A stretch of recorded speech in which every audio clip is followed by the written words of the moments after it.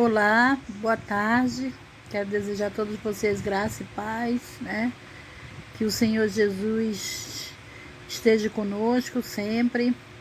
E antes de começar essa pequena introdução bíblica, né, da palavra do Senhor, eu queria sim orar e pedir a Deus pela vida de alguns, ou de todos nós, né, de fato, que estamos precisando. Senhor, meu Deus e meu Pai, nesse momento eu quero glorificar o Teu nome, Senhor, e bendizer-te o quanto Tu és maravilhoso, o quanto Tu és poderoso, Senhor. Obrigado pela minha vida, obrigado pela vida dos meus filhos, do meu esposo, dos meus netos, Senhor, da minha família, da minha nora, Pai. Pai, que cada pessoa que ouça esse vídeo possa se encher da Tua presença, Senhor. Pai, que o Senhor possa cuidar, Senhor, dos nossos lares, que o Senhor possa cuidar da nossa igreja, Senhor. Onde tiver um membro da tua igreja, que o Senhor se faça presente, porque a igreja somos nós, a Tua palavra nos ensina isso. E eu quero te agradecer, Senhor, te agradecer por tudo que o Senhor tem feito até os dias de hoje, nesse exato momento. E eu sei, Senhor, que se nós permanecermos unidos em fé, confiando em Ti, nós vamos passar por tudo isso, aprovados por Ti, Senhor, e veremos coisas muito boas nesta terra, em nome de Jesus. Amém. Nesse momento eu vou falar para vocês um pouco da alegria no sofrimento, né? E o texto bíblico é o texto de João, que diz assim: se o mundo odeia vocês, saibam que antes de odiar vocês, odiou a mim, né? Ou seja, antes do mundo ter raiva de nós, né? Eles já odiavam a Deus por tudo isso, né? E nós sabemos que o cristão, ele deve permanecer alegre, né? Seja qual a tribulação, o que ele estiver passando, qual o sofrimento, a Bíblia diz que as atribulações produzem a paciência, né? E a paciência a perseverança. E além disso, né, Jesus prometeu nos dar sua companhia. Né? Todo crente, todos os dias, até a consumação dos séculos, ele prometeu que estará conosco e não nos abandonará. Mediante isso, né, vamos falar um pouco sobre isso. Então, o sofrimento, né? O sofrimento pode ser uma dor física, uma dor moral, né? Uma angústia, uma aflição, uma amargura, um infortúnio, um padecimento. Todos isso são direcionados ao sofrimento. E então o próprio Deus, ele ensina na sua palavra, né? E existe, né, alguns motivos que explicam o sofrimento do justo, né? Daquele que acredita em Deus, aquele que serve a Deus, aquele que caminha com o Senhor todos os dias, né? O justo sofre porque não é deste mundo, né? Então você que é cristão, você que é crente, você que está firme até agora na presença de Deus, firme na certeza que o que estamos passando, o Senhor vai nos provando, para que o grande dia, quando eles vierem nos buscar, nós estejamos preparados. E o justo, então, ele sofre porque ele não é desse mundo, né?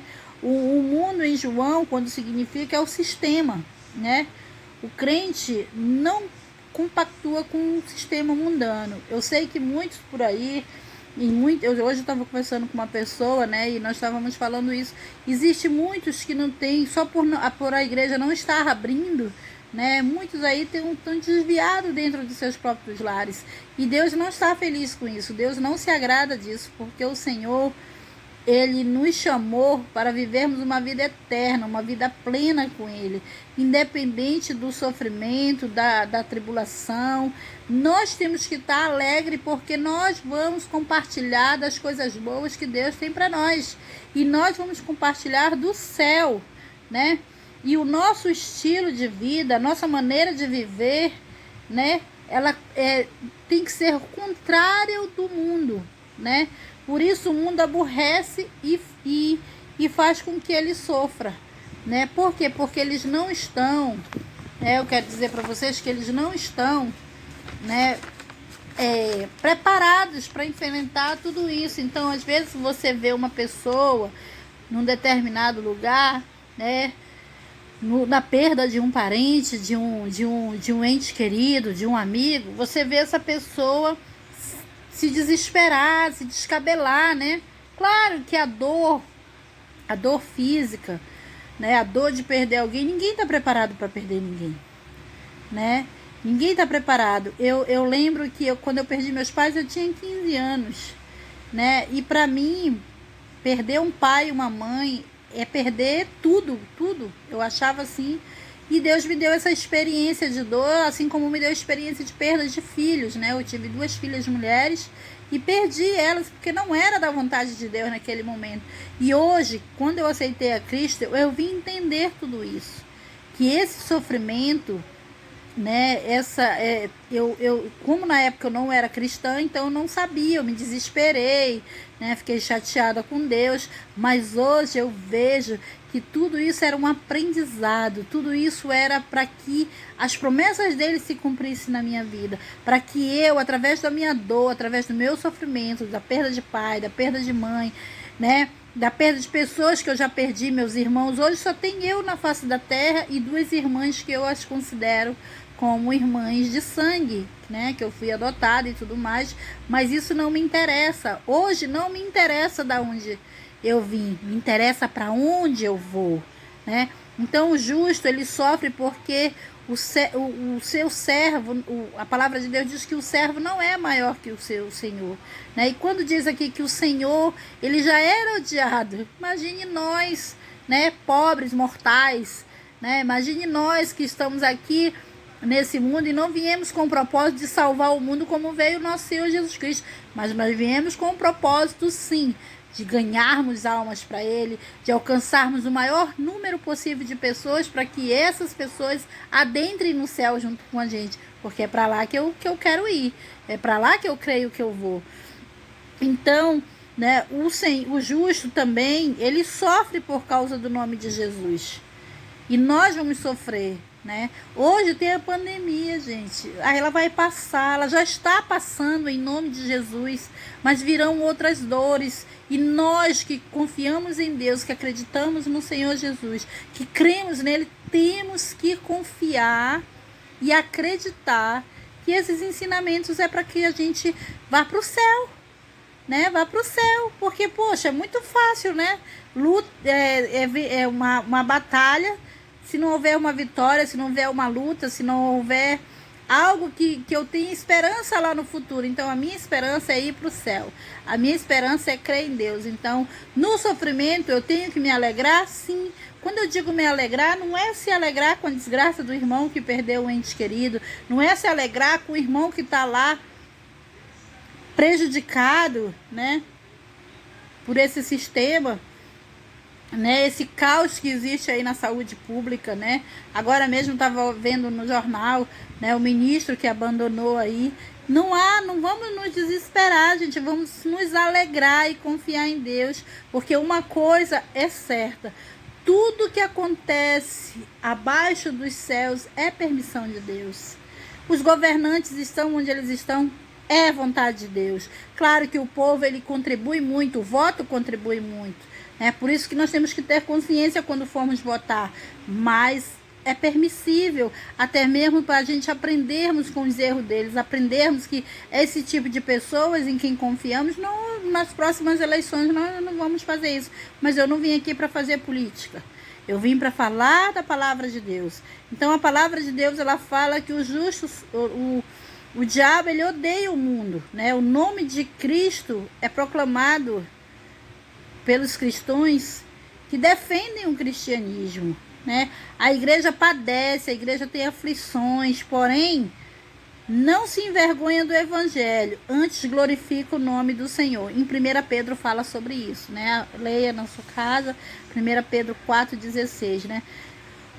Nós não vamos nos envergonhar nunca, nós que conhecemos a palavra de Deus, nós que temos um Deus que é todo poderoso, que estará conosco até o dia da sua volta. Nós não vamos nos envergonhar e principalmente ficar triste com essas lutas, com essas atribulações que estão por vir e as que já estão aí. Nós temos sim que confiar em Deus, né? Na Indonésia é um país país muçulmano, né? Na época que eu li essa reportagem, eu vi que tinha 215 milhões de habitantes, entre quais 175 milhões eram muçulmanos. Os cristãos são terrivelmente perseguidos. Daí nós temos visto isso, muitos cristãos por aí fazendo a obra de Deus são mortos, né, são apedrejados, são fuzilados, né, em outros países por aí, mas eles não negam o Senhor Jesus. E eu creio que diante disso eles terão vitória sobre isso, né? O justo, ele sofre por causa das leis naturais. As leis naturais provocam muitas vezes os males naturais e sociais e morais, os quais o cristão está sujeito. Os males naturais podem ser as tempestades, os ventos, os furacões, né, que nós temos visto. O justo está sujeito a todos esses tipos de males, e principalmente aos males sociais, né? Que é o mal social? O desemprego, né? Os desempregos que estão assolando o nosso país, ainda mais agora com essa pandemia, né? Mas também, diante de tudo isso, nós temos que crer que somos mais que vencedores, né? Porque lá em Romano 8:37, o Senhor diz que nós somos mais do que vencedores. E nós temos que crer nisso, amado. Nós temos que aprender no dia de hoje, no dia da tribulação, tomar posse do que a palavra de Deus nos ensina. Na próxima vez eu vou ler para vocês o que Deus ele pensa sobre nós, sabe? O que Deus ele pensa acerca do seu filho, acerca de quem nós somos, né? Sacerdócio real, nação santa, povo de exclusividade do Senhor. Sabe, gente, nós temos que aprender a ter a dimensão das coisas que Deus tem para nós, né? Eu hoje eu vejo assim como Deus ele me amou, me ama até hoje, sabe? Da onde eu vim, o que eu vivi. E quando eu leio lá tem um salmo que fala sobre o ventre, que Deus lá no ventre, mas principalmente em Jeremias, quando a palavra de Deus diz que o Senhor nos escolheu no ventre da nossa mãe. A gente não está nessa terra para só padecer não. E se isso acontecer, temos que nos alegrar, temos que nos confiar naquilo que o Senhor tem para nós, sabe? As pessoas podem até quando verem isso que eu estou falando, dizer, essa menina é doida, né? Não paga aluguel, vive uma vida assim, mas eu vivo uma vida feliz. Podem até falar o que falarem, pode o mundo desabar, gente. Mas eu quero estar na glória. Eu acredito no que Deus tem para mim. Eu acredito no que Deus tem para os meus filhos. Podem olhar e dizer, não tem jeito, mas eu sei que Deus vai dar a vitória, porque eu confio. Deus não me tirou da onde me tirou, e nem qualquer um de nós que somos cristãos, que padecemos e que estamos ali, Deus não nos tirou para vivermos uma vida de miséria, cabisbaixa ali, triste, só se lamentando. Não, gente. Vamos botar a palavra de Deus para ser vida nas nossas vidas, para ser vida na vida dos outros. Quase eu dizia, né? Vamos botar para quebrar, mas vamos botar para quebrar diante da palavra de Deus, diante daquilo que o Senhor nos ensina. Sermos alegres, sim. Né? A palavra de Deus diz que o verdadeiro amor lança fora todo medo, toda tristeza. Né? Ainda diz mais, né? Lá, a palavra de Deus diz lá em Romanos que nada vai nos separar do amor do Senhor. Nada, gente. O que é nada? Meu Deus. Né? A miséria, a fome, a escassez, a prisão. Nada vai me separar do amor de Deus. Aconteça o que acontecer comigo, ou com alguém da minha família, ou com alguém do meu círculo de amizade, eu não vou me deixar abater, eu vou confiar naquilo que o Senhor tem para mim. E é assim que você tem que pensar. E isso não é para me aparecer, não. É assim que eu penso hoje. Eu já servi muitos anos o inimigo, já fiz coisas que até desagradam a Deus. Eu acredito que Deus, eu creio que Deus já me perdoou sobre isso. Mas uma coisa é certa, eu nunca fui tão amada como eu sou hoje diante de Deus. Eu nunca fui tão querida e tão amada por Deus como eu sou hoje, quando eu confessei que eu aceitava Ele como Senhor e Salvador da minha vida. Porque eu acredito no que Deus tem para mim lá daqui mais adiante. Posso morrer amanhã, mas eu quero morrer em Cristo. É isso que importa para mim hoje. Então, existem razões pelas quais Deus permite o sofrimento ao justo, né? O sofrimento produz um profundo relacionamento com Deus. Eu não estaria aqui falando para vocês se eu não tivesse hoje uma intimidade com o Senhor, né? E Ele me aproxima. E com essa pandemia nós estamos mais próximos, sabe por quê? Porque nós estamos com a palavra. E isso nos aproxima do Senhor. A palavra de Deus, ela nos aproxima do Mestre. A palavra de Deus faz com que nós venhamos conhecer verdadeiramente quem é o nosso Pai. Amém?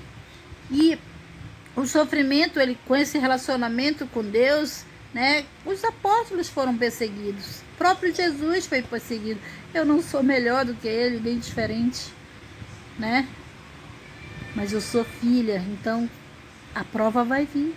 E eu tenho que, através dessa prova, me aproximar do Senhor. O sofrimento também, ele produz santidade. Quando o crente passa pelo sofrimento, ele se humilha. Você pode ver que até nem precisa nem ser crente. Você basta ver alguém na prova, na aflição. Primeira coisa, dobra o joelho diante de Deus, né? Se humilha, né? Mas o sofrimento, ele produz para nós que somos cristãos, ele produz para nós santidade. Ele faz com que nós venhamos nos aquebrantar o coração diante de Deus, como fala lá em Crônicas. Vamos ter o coração aquebrantado. Vamos nos quebrantar diante de Deus, sabe? Vamos nos rasgar nossas vestes, né? Abrir o nosso coração, abrir e colocar diante de Deus. Porque não adianta, amado, maquiar diante de Deus, dizer, ah, Senhor, eu tô assim. Não. Se rasgue. Abra de fato o seu coração para Deus, né? O sofrimento também, ele produz uma vida espiritual, né? Por meio do sofrimento, o crente, ele cresce espiritualmente. Ele aprende a crescer confiando na palavra de Deus, confiando naquilo que o Senhor, ele fala. Gente, são mais de 8.000 promessas. Isso é fato. A Bíblia diz isso. Será que nós já usufruímos metade dessas promessas? Se não aconteceu isso na sua vida, corra, porque ainda dá tempo de você ganhar pelo menos umas 10 dessas promessas. E é isso que eu creio. Amém? Então o sofrimento, ele traz um crescimento espiritual, né? Ele traz uma autoridade. Você passa a ter autoridade espiritual diante da situação, né? O sofrimento, ele não pode de forma nenhuma nos enfraquecer, e sim nos fortalecer e nos dar essa autoridade. Quando eu passei 2 semanas meio ruim, né, de gripe, era o sintoma da Covid, mas eu creio que em nome de Jesus não era. Eu ia aqui pro quintal, da onde eu moro, tem um espaço grande, né? E eu ia umas 2 vezes eu vou todas as noites orar, porque eu estou no propósito da oração de 2 horas da madrugada. Mas quando eu estava doente, eu fiquei assim meio receosa, porque a gente é humano. E eu fiquei bem receosa, e eu comecei a chorar. Eu digo, ai, Senhor, eu quero ver meus netos crescerem, né? Ainda nem conheci o Gael direito. Então, assim, eu me abri literalmente para o Senhor, né? Mas Deus, naquele momento, me trouxe uma autoridade. Eu comecei a guerrear, eu comecei a ungir. Aqui na parede da casa da vizinha tá tudo cheio de mãozinha minha com óleo ungido. E às vezes eu saio aqui na rua, no beco aqui onde eu morava antigamente, eu saio ungindo as casas, porque eu faço guerra espiritual. Faça guerra espiritual. Declare que você é do Senhor, que a sua casa é do Senhor. Não aceite que o inimigo lhe aponte o dedo. Você é mais que vencedora. E Deus, ele nos traz essa autoridade. Você tem autoridade. A Bíblia nos garante isso. O próprio Deus, na sua palavra, diz que nós íamos pisar em serpentes e escorpiões, né? E se nós podemos fazer isso, repreenda a doença, repreenda a enfermidade, repreenda a dor. Eu descobri agora recentemente que eu estou com tireoide, né? E descobri que a tireoide traz todos esses problemas físicos, de saúde, essa gordura, tudo, dores, tudo. E eu tô orando a Deus para me ficar curada. E eu vou ficar curada e eu vou emagrecer também, porque isso aqui não aceito de jeito nenhum. entendeu? Mas creia nisso, essa é a autoridade que o Senhor ele quer te dar, amém? Mas também nós descobrimos que o sofrimento ele produz uma unidade cristã. Quando o sofrimento acontece em forma de perseguição, quando a igreja é perseguida em nome de Cristo, os fiéis ajuntam-se mutuamente, e isso é verdade. Hoje a nossa igreja ela está unida em oração, né? Temos orações 24 horas sem interrupção. 1 hora da manhã, 2 horas da manhã, 3 horas, 4 horas e assim todos os dias, né? Todos os dias, pode ter certeza que tem um líder nesse momento orando por mim e por vocês. Então creiam nisso, né? Que o sofrimento ele traz essa unidade cristã, ele produz isso na vida do cristão, né? A gente já era unidos quando a gente estava dentro da casa do Senhor, agora separados é que estamos mesmo orando um pelos outros, cuidando um dos outros, né? E fazendo aquilo que cabe a nós fazer aqui na terra, né? Mas também existem outros motivos para o sofrimento do justo, né? O sofrimento corrige as áreas vulneráveis da vida do justo, do crente, né? Quando o crente passa pelo sofrimento, deixa de se preocupar-se com a vida dos outros e começa a analisar a sua própria vida e a vida das pessoas que estão ao seu redor, né? Por quê? Porque ele não vai ficar perdendo tempo, né? Se preocupando com outras coisas, né? Ele vai se preocupar sim em estar na presença de Deus, né? O sofrimento leva a conquistas e vitórias, né? O próprio Cristo, antes de entrar na sua glória, primeiro teve que padecer. Lucas 24 fala sobre isso, né? E eu vou ler aqui uma passagem de Filipenses 2:5, que diz, do 5 ao 11, né? Que ele diz assim, que o Senhor, Filipenses 2, do 5 ao 11, ele diz assim, ó: tenham entre vocês o mesmo modo de pensar de Cristo, o qual, substituindo em forma de Deus, não julgou com usurpação o ser igual a Deus. Pelo contrário, ele se esvaziou, assumindo a forma de servo, né? Tornando-se semelhante ao homem e reconhecido em figura humana. E a si mesmo se humilhou, tornou-se obediente até a morte de cruz. Por isso também Deus o exaltou sobremaneira e lhe deu o nome que está acima de todos, para que o nome de Jesus Cristo se dobre todo joelho nos céus, na terra, debaixo da terra, e toda língua confesse que Jesus Cristo é o Senhor, para a glória de Deus Pai. Amém? Então, o sofrimento, ele nos leva à vitória. Você viu a vitória de Cristo, né? Nós vamos ter essa vitória também, né? O sofrimento, ele nos dá essa certeza de que seremos salvos. Essa é a nossa maior vitória para o justo, para o crente. Quando eu digo crente, eu quero dizer cristão, aquele que crê em Deus, aquele que acredita que Deus morreu na cruz do Calvário para nos salvar, né? E também nós vamos ver aqui segredo para nos tornarmos pessoas alegres diante do sofrimento, né? Você quer ser uma pessoa alegre diante do sofrimento? Sirva a Deus, né? E um desses de se tornar uma pessoa alegre, ser alegre em meio ao sofrimento, é ser cheio do Espírito Santo.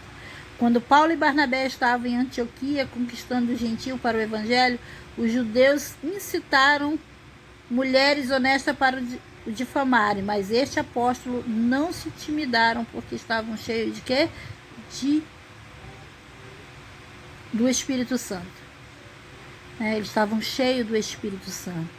Em Atos fala, em Atos 13, se você ler do 49 diante, você vai ver, né? Então, o sofrimento, ele nos torna pessoas cheias do Espírito Santo, né? O segredo, né, para que a gente se torne uma pessoa alegre em meio ao sofrimento é ser cheio do Espírito Santo. Outra coisa, ser cheio da graça de Deus, né? Em meio ao sofrimento, o Senhor enche o crente de gozo e de alegria e renova suas forças. Deus renova, meu amado, suas forças todos os dias. A cada dia você é uma nova pessoa. Deus renova você todos os dias, né? E essa renovação é para a glória de Deus. É para que Deus exatamente fique na posição de rei, na posição de pai, na pessoa que devemos cuidar e idolatrar, né? O sofrimento também nos torna cheios de fé, cheios de esperança, né? Olha, gente, eu tenho muita fé em Deus, que eu, antes de ir para a glória, ainda vou passar por muita coisa boa também.